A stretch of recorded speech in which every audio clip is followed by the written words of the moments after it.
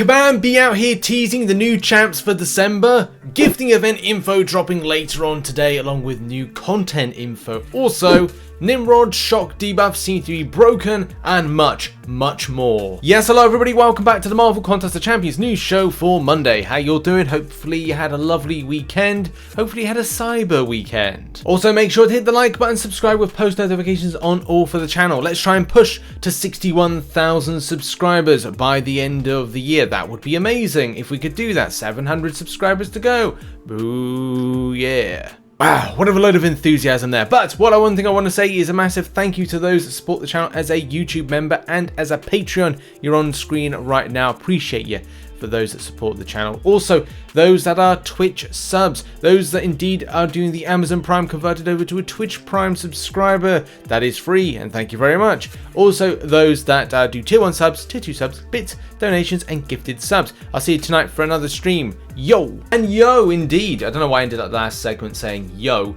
but CybWeeknd, yo.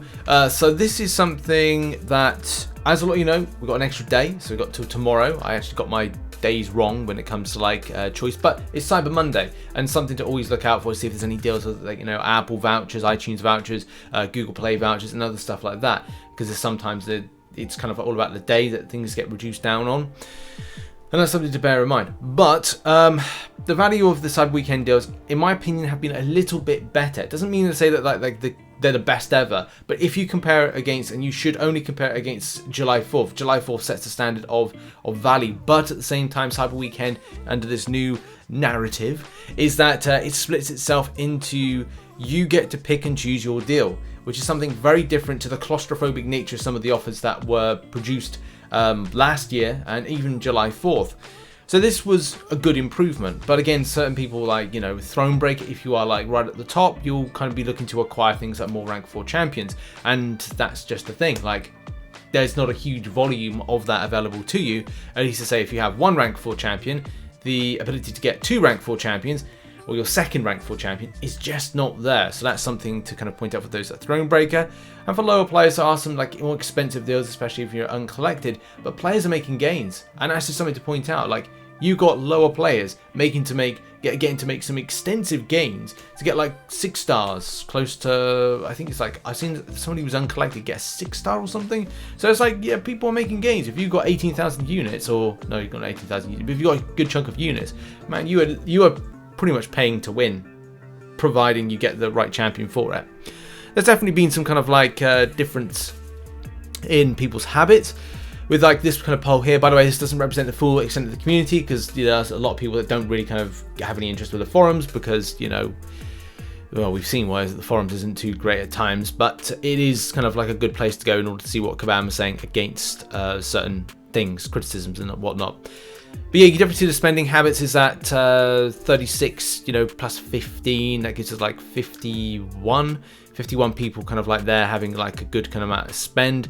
But then you kind of go down to like here, and you've got like a little bit large chunk with people that are not spending, and not spending with a vengeance, and then like a midway point of spenders. So it kind of like puts this point where people are slightly spending over the people that are not, and it kind of like that I mean, it's good. It's good for the game to continue on, but it's like, it's not where it was. But that's the thing, it's not been the greatest year. Kabam have had, you know, a terrible November, same month, terrible November, terrible summer, later summer.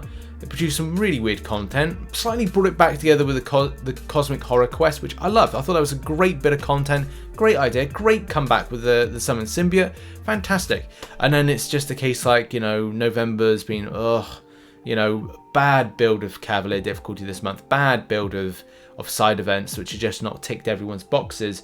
And I really hope that December's a good, you know, better kind of like end to the year, because we've got the gifting event, we've got the winter calendar, we've got the anniversary, we've got stuff, lots of gifts and stuff to kind of like, you know, really put a smile back on players' faces. So yeah, and I hope that people have got their luck. But at the same time, yeah, as I said, very mixed when it comes to spend. I'm making that decision whether or not I'm going to get anything more. As you can see, I've got 11,500 units up there, and I'm thinking about where I want to kind of spend on stuff. I want to prepare for a nice, big, spicy Christmas Day opening. And if you remember my Christmas Day opening of last year, which was this one here called Christmas Miracle, it was a fun time, and that's what I wanted to do: save up some crystals and kind of do a big, kind of like funky, fun opening, which you know, hopefully everybody can enjoy that, and we can loads of little edits and stuff like that, maybe a few memes in it, and that, you know, this is why I love December, because you know, it's a bit of fun and we're all enjoying ourselves. That's the thing, great bit of fun, get a bit of a vibe. Next up, and what about this here? So the new motion comic is on the way later on today at 5 PM PT time. Well, no, actually not 5 PM PT time. 9 AM PT time, and then it's 5 PM UK time for me. There's going to be a new motion comic, and more than likely new champion special attacks, and as well not abilities, but you'll be able to see the champion in motion. So look out for that. But obviously there is some dead giveaways as to who this is, because let's face it, those are kind of like head trophies, or they're trophies on the wall, and it looks like someone has been hunting them.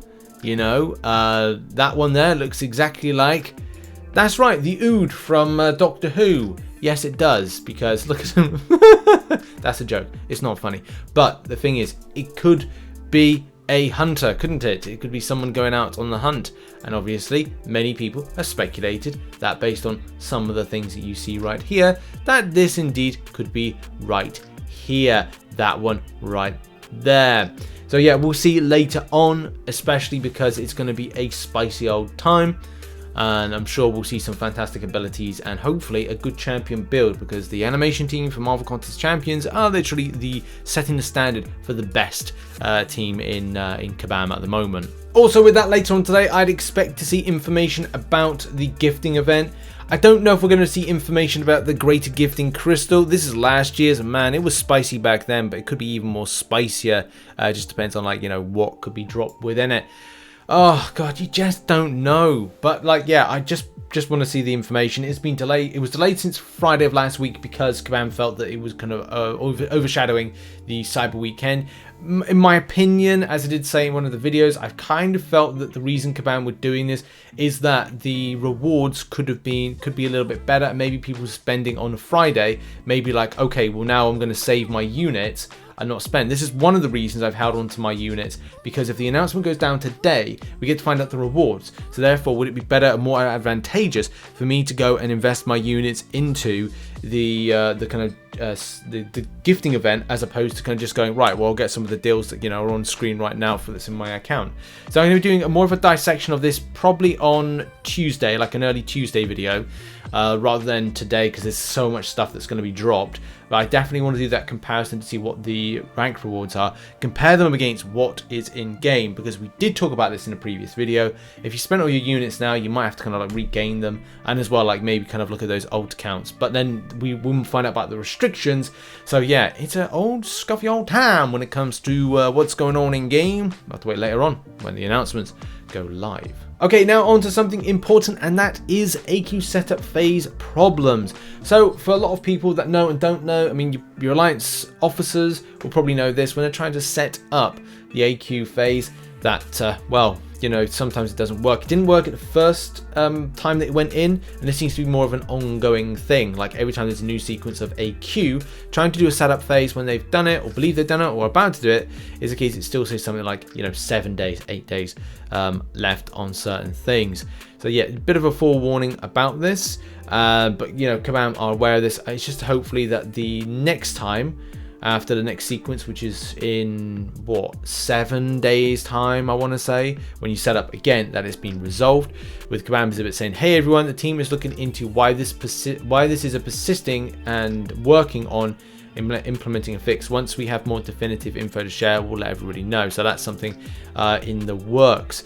I think that's the thing of going, like, I don't know if anybody is going to like ease down for the holidays. I know our alliance is, so like with the holidays coming up in December, it's all about, you know, forward planning and going like, right, well, you know, people don't want to be like at the Christmas dinner table going like, oh, excuse me everybody, I've just got to nip out of having a jolly good time with you and the family because I need to move in a queue. And it's just like, you know, that's just not it. So so I know a lot of people are kind of looking to kind of like sort that out. But yeah, it's annoying when it happens, and I think Kabam are on it. Hopefully they'll get it sorted next time. But it does have a knock-on effect for those that have had problems, especially for, you know, everything is time sensitive. It's not just about like me kind of like in UK time, you know, somebody on like Indian time, somebody on America, Canadian time, or and even like certain European countries, because the problem is if you haven't been able to set something up in a certain time frame, then it's like, well, everybody's gone to sleep, everyone's going to sleep, and trying to get this all kind of like sorted, it's just not very kind of like global time sensitive. And you can see here, like this player says that, you know, well, my alliance missed a day of AQ due to this bug, and I have checked AQ today at 1:26 AM.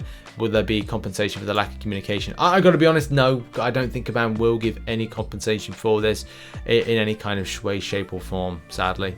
And now on to problems with Nimrod.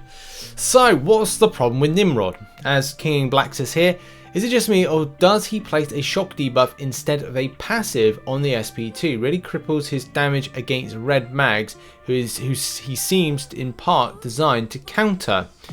Right, and that's something to point out. What is that all about? But, you know, that's shocks. How unusual. Now, part of the champion kit is in order to kind of throw a SP2 in Blitz, which is each hit inflicts a passive shock dealing, you know, X amount of damage. So it kind of like says that, you know, okay, so if you're in Blitz, you've got that enabled, then you will indeed do a passive shock. And with the champion's ability accuracy modification being immune to like mutants, it kind of like it does interact with Magneto as being like, it negates that ability to magnetize, but magnetize is still on. But that doesn't really make any kind of difference, because in this map 6 gameplay right here, the same thing is indeed shown, where the champion will do an SP2 and it will be shock. Now there are some other elements of the abilities that indeed does a shock debuff, but there is, as we said, that SP2 kind of like passive shock. But I'm not 100% sure if this is something that, you know, is an interactional based thing. Is it something where the abilities with what is, you know, right here with the Blitz and the SP2 throwing, that it's not understanding it? Is it a case that there's so many other factors? And I think this is one of these situations, in order to get 100% clarification, that Kabam need to answer against this, to kind of go like, okay, well, we've tested it. Is it down to node interaction? Is this down to incorrect rotation? Is this down to incorrect relationship with the mutant side of things? Those are so many factors that need to be considered first and foremost with it. So yeah, potentially there is a problem with Nimrod, the passive shocks and receiving the shock debuffs. But more investigation does need to be done by Kabam, and you know, hopefully they look at this, because, you know, Nimrod's a pretty cool champion. And now we end by talking about something very important, which is arena results. Now, here's the thing, there are some very interesting results that have come through. Thanks to everyone that submitted any kind of information into the Discord. That information is valuable, in particular franchise, which was the only score that I've seen, which is for the 6-star Selector arena. You can see right here, 65 mil was enough to get position 43. Now that does mean it's difficult to predict when it comes to any kind of results that kind of get close to that 90, 100 mark. It's going to give a good prediction for round 2, but I'm going to give it a go in a second. 29 mil was enough to have position 166 for the 5-star. 22 mil was enough to get position 228 for the 5-star Selector, which kind of means that my prediction with 18 mil, I think I'm still going to stick by, because it's still, you know, about 270 more positions. So I think that 18 mil that I predicted first off is kind of right, and that's what we're going to see into round 2. Ikaris, however, 174 mil for position 89. That's quite extensive, but I'm hoping that the extra positions come close to my 170 mil prediction, but I am going with the round 2 being 175 mil. In any case, 58 mil was enough for position 291, and a respectable 40.2 mil was enough for 5-star Ikaris, which is very impressive. So here's my predictions for round 2. 175 mil for Ikaris, the 6-star. 5-star, 45 mil. For the Selector 6-star, going with 55 mil. I've just kind of put it a little bit up by 10 mil because I just kind of feel that it's all about being safe rather than sorry. And then the Selector for the 5-star, I'm sticking with 18 mil. Full results will be on Marvel True Cost later on. Shout out to the Reddit community and Arena Knight for the work that they do in creating these results and information. So yeah, go and check that out. Good luck in your round 2 grind. And thanks very much for watching the show on a Monday. Keep locked to the channel because there will be lots of information. There will be deep dives on the updates later on today and so many things. So make sure to keep locked to the channel. It's a very busy time for December.